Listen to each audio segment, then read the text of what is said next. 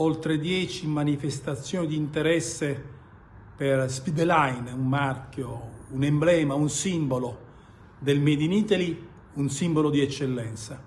Alla Speedline di Caselle di Santa Maria di Sala si riapre dunque la partita della vendita. Sul tavolo dei commissari straordinari dell'azienda, da un anno in amministrazione straordinaria, arrivate manifestazioni di interesse da parte di potenziali acquirenti.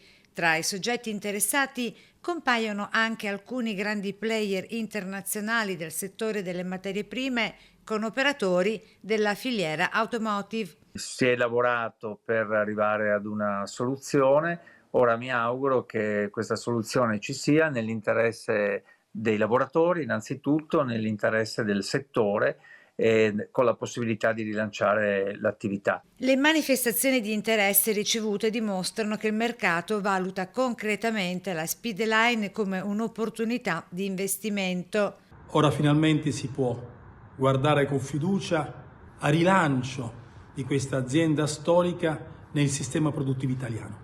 Ora tra i prossimi passaggi, secondo la nota del Ministero delle Imprese del Made in Italy, ci sarà una verifica approfondita su chi ha manifestato interesse che durerà fino al 31 gennaio 2026.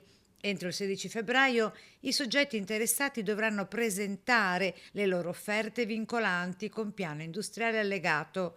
Nel corso di marzo, infine, è previsto che i commissari, in accordo con il Ministero, selezionino l'acquirente che abbia i requisiti per rilanciare la Speedline, mantenere e possibilmente aumentare l'occupazione e garantire continuità produttiva e di marchio.